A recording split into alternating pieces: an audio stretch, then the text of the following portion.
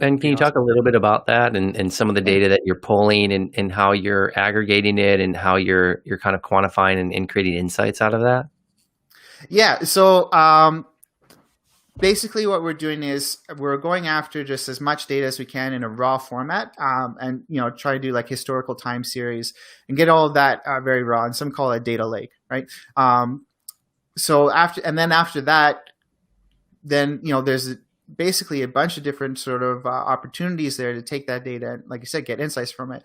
One of the first ones that we're working on for a machine learning model prototype is just a DeFi interest rate prediction, right? So it's basically like, okay, I have stable coins, for example, right? I want to put my stable coins in sort of like the best place for a yield. We're going to take all the historical data for all the interest rates. We'll take some additional data about risk scoring for different platforms, stuff like that, and be like, okay, what's going to be the best allocation for this, right? So then the machine learning model is going to give us output for that and say, okay, you know what, you should put 60% in compound USDC, you should put 30% in Aave, DAI or whatever, whatever it ends up coming out with, right? So the different platforms, different assets.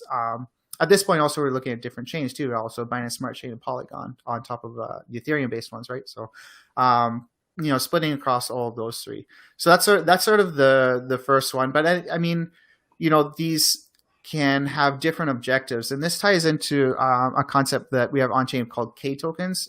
So it's not yet released, but basically, it's fungible interest-bearing tokens that are powered by an AI model, right? So it's not individuals that are deciding, what that token is going to allocate into, right? So it's going to be sort of, the AI model that's deciding that allocation, and then the community will vote on that, whether or not to implement the token still. And then people can basically pool into that token. It allocates into different DeFi platforms based on what the AI model said. And, then you get back a interest-bearing token. So it's kind of like you're aggregating the APY from all of the different tokens that the community votes on. And so if you hold this key token, or do you say K token? Yeah, yeah.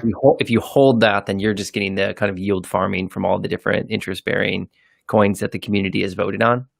Well, it's that the AI picks out, and then the community votes to confirm it. Gotcha. Right? Gotcha. Yeah. So the AI is this suggestion engine.